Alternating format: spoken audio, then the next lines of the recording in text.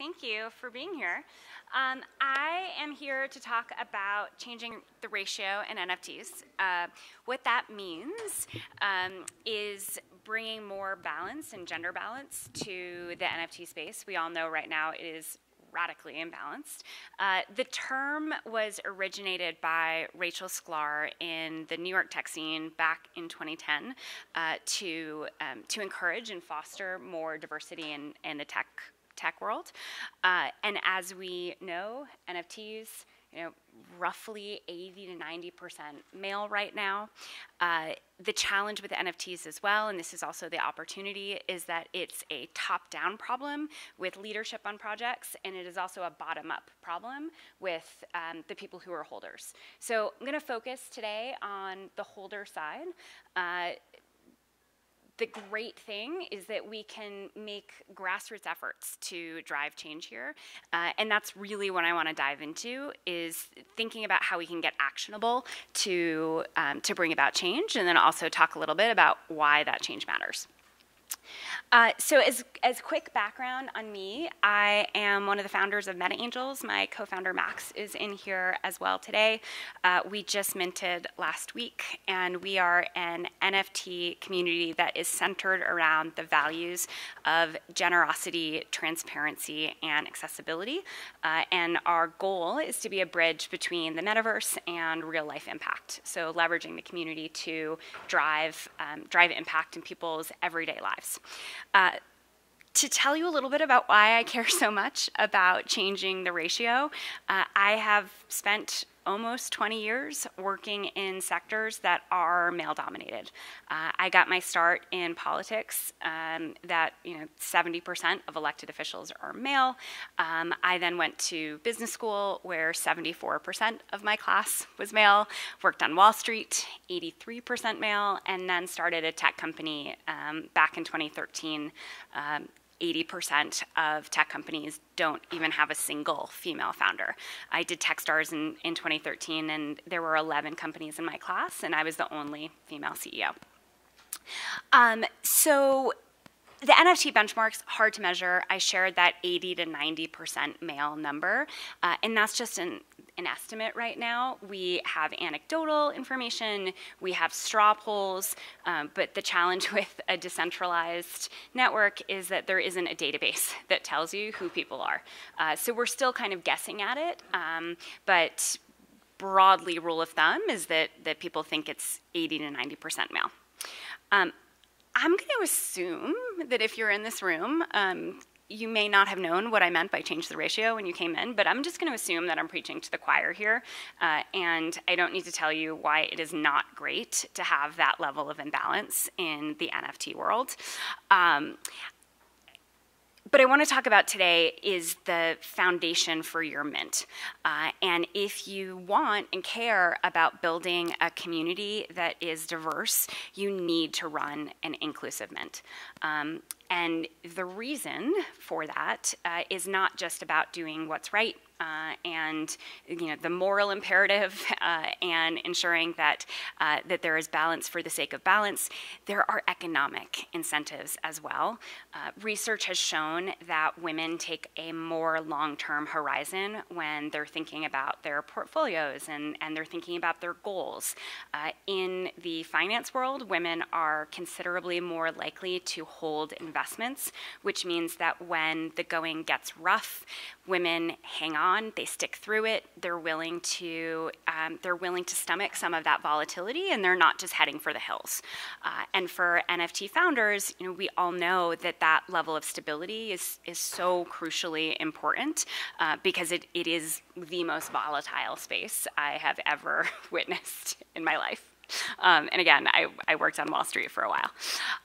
So if you go into your mint and you haven't been mindful and intentional about how you're going to build diversity, it is very time consuming and will take a lot of effort to unwind, because you think about, you're selling 10,000 at once or 5,000 at once. The ratio that you're getting at the beginning from that mint is going to remain the ratio for quite a long time. So being deliberate heading into it, we all know how quickly these things go. The idea of Meta Angels is only 3 months old. So we got from concept to mint in a little bit under 3 months. So I'm not telling you that you need to spend years and decades working on that inclusivity, but you can get it done really, really quickly if you actually invest in it. So I want to talk today about what we did with Meta Angels to build an inclusive mint. I don't want to spend too much time talking about problems, but there are some things that are foundational that we need to really put some effort into changing, that are we need to be aware of what the problematic behaviors are in order to figure out what the solutions are for them. So for starters, the term whitelist is enormously problematic. It is 5 letters that we can change really easily and quickly, and set the tone for inclusivity. We're early in the space. Everyone hears that all the time, and we are early enough to make a change that is really easy and is going to have a long-term reverberating impact. When we think about the path to building a presale list, the channels that are tried and true and the well-trod paths are ones that are really exclusionary right now. So I've talked about 80 to 90% male. One of the most common ways to build out your presale list is to partner with other projects, but you're just perpetuating that imbalance if you're not being really mindful and deliberate about who the projects are that you are partnering with. For Meta Angels, like I said, that diversity and inclusivity was really important to us. So we sought out projects that had a higher ratio of female holders already. So it was Women in Weapons and Boss Beauties and Flower Girls and Curious Addies. It was a lot of women-led projects. And we also sought out projects that were led by people of color, just to, from the beginning, lay that groundwork for inclusivity. The second one that is problematic is getting a bunch of people to join your Discord. We all know that those metrics are important. We are all looking for that positive K coefficient and the virality that indicates that you have growth. It's also the least expensive way to grow as well when you're growing with virality. But if you want newcomers and if you want diversity, you need newcomers because of that existing imbalance. They don't have people to invite.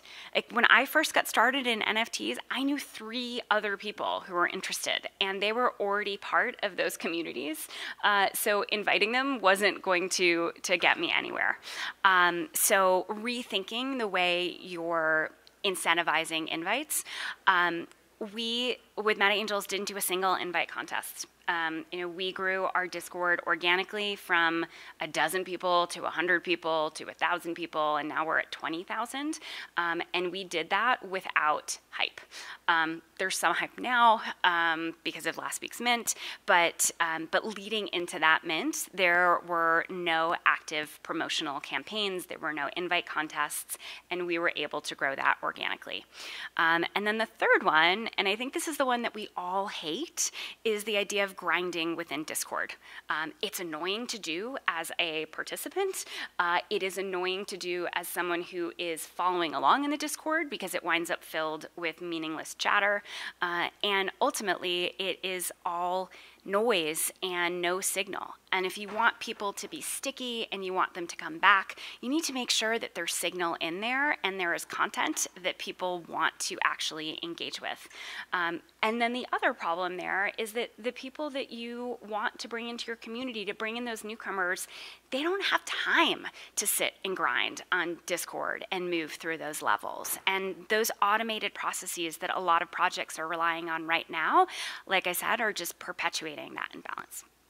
So I want to talk about the alternative path and the 4 things that we really invested in with Meta Angels to get us to a community that was sticky and valuable, and had extraordinary follow-through levels with our mint. When we set out to collect wallets, once we had assigned presale roles, 95% of people submitted their wallets. And granted, submitting your wallet address, it's a free option. It doesn't mean that you're necessarily going to mint. But then 93% of the people who were on our presale list actually minted. And that's because we were deliberate and intentional about building a community of people who wanted to be there. So first thing is, if you want to have people who are newcomers, if you want more women and people of color and people who are non-binary, you need to establish a path for them that doesn't have the friction that we see traditionally in those paths to presale list. I look to Curious Addies as having been a masterclass in how to do that really effectively. When you join the Curious Addies Discord, there was a not a big deal channel called Women in Crypto. And if you were a woman in crypto and you entered that channel or entered that Discord, you were likely to gravitate to that.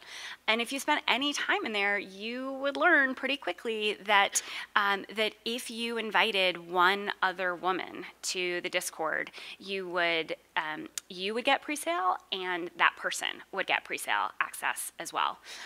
And what that means is that you're able to, when you're reaching out to your friends, offer them, or to women who are interested in getting the space, or non-binary people, or people of color, you're able to offer them something that has value, as opposed to asking them the favor of joining the Discord so you can make your grind toward invites. So because of that, and because of that structure that was in there that wasn't promoted anywhere else within their Discord, because they didn't want to encourage bad actors, but because of that, I wound up inviting 10 people. Curious Addies was one of the first projects that I got really involved in, and I brought in 10 because I could see that there was going to be value for the people who came in. One of the women I brought in was my co-founder, Alex, and that was her deep point of entry into NFTs. Another one of the women I brought in was Randy Zuckerberg. It was the first NFT that she had minted. So having that alternative path, it's meaningful, it makes a difference, it changes those numbers. The way we did it within Meta Angels was just by listening to conversations. And I'll talk about that a little bit more as well. So second, incentivizing the quality of engagement and not the quantity of engagement. So instead of having bots that were tracking the number of messages that people sent, we had humans who were reading messages and going in and assigning roles to people based on the contributions that they were making. We had what we called and call the wishing well in our community, where people could post something that they needed, and if you went through and you scrolled through the things that people needed and you granted one of those wishes and fulfilled it, automatic presale. Like I said, manual, not scalable, but your mint doesn't have to be scalable. You do it one time. And if you have a vision for your project that resonates with other people, you will have so many willing volunteers who want to help out and help you achieve that vision. We had a crew of about a dozen people. Leslie is in here and was one of them, and Brad as well from Addies, who we granted the magic wand role to, and they were able to just go about Discord and give people presale roles based on the quality of engagement there. A couple of them we knew in real life, but most of them were just people that we had gotten to know within our own Discord over the course of the month or 6 weeks leading up to our mint. So incentivizing quality of engagement, not quantity, it's manual, and it is totally, totally worth it. Like I said, 93% of our presale list actually wound up minting. And also, notably, we minted out in presale, and we did it without FOMO, we did it without gas wars, and we did it without oversubscribing. My co-founder, Alex, has a great thread about her process to that and how she thought about that, how we all thought about that. So next, establishing a welcoming culture. It's not rocket science, it's actually super easy. Again, it is manual. It requires humans saying hello to people, not bots saying hello to people. But again, if you have a vision that resonates, people are going to step up to the plate and offer to be helpful. So we had a crew, again, of about a dozen to 24 people who were part of our welcoming committee. And when they were in Discord, they didn't have hours that they had to be in there, but when they were in there, they would just pop into the channel that was the landing pad where we had the script saying who had come in, and they'd just say hello, and it's nice to have you here, and what brings you, and here are some channels that you might be interested in. And we heard from so many people in our Discord that was so meaningful to them, and it's the reason that they wound up sticking around, and the reason that a lot of the newcomers wound up minting. We're a culture of good morning. We say GM to each other all the time. We can say hello when someone walks into the room, and it makes a really meaningful difference. And then finally, fostering an environment that is full of learning and support, especially for those newcomers. If you, again, want people who are not white men, you need to make space for people who have never minted or bought an NFT before. The way that we did this with learning and support within our community was leaning on the Curious Addies project. For those of you who don't know, they are Duolingo for crypto, creating a game, an environment that makes it unintimidating and zero risk to learn. So you don't have to learn by doing with real dollars, you can learn by doing in this environment that they're building. So within the Curious Addies community, they have a pool of evangelists. I dropped a message in there and said, does anyone want to come over and help out with our mint and answer questions and handhold for the people who are newcomers? We wound up bringing over 8 Addie ambassadors. It's a process I would recommend to any founder who is embarking on a mint. Having that level of support in your community not only helps your community, but it helps you as a founder because you're not the one who's doing that troubleshooting, and you can focus on the things that only you can do.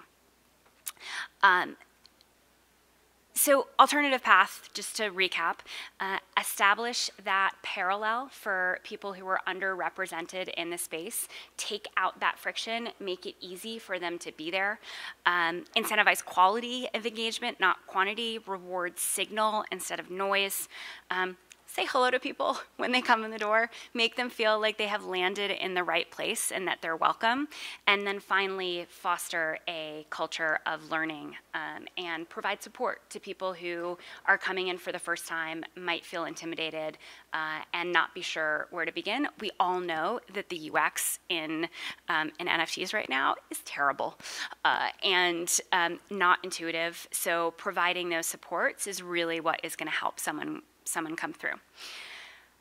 So from the very beginning with Meta Angels, we set out to build our community with intention and not hype. We went into all of this deliberately. We had these strategies before we got started. And it means, like I said, that 93% of our presale list wound up following through on mint. And I have cited that 80 to 90% male statistic several times now. The strategy that we used worked. We did a poll in our community a couple days ago, and 44% of our community is women and non-binary people, which we are incredibly proud of, and is going to give us that stability in the community that we're really looking for. So that is my call to action for all of you to, if you are a founder, build your community with intention and not hype. If you are not a founder and you are someone who holds NFTs and loves NFTs, vote with your feet. Put your resources behind the projects that are embodying those values that are important to you, and put your support there. So thank you so much. I'm happy to stick around outside and answer any questions from anybody. Really appreciate you guys all being here.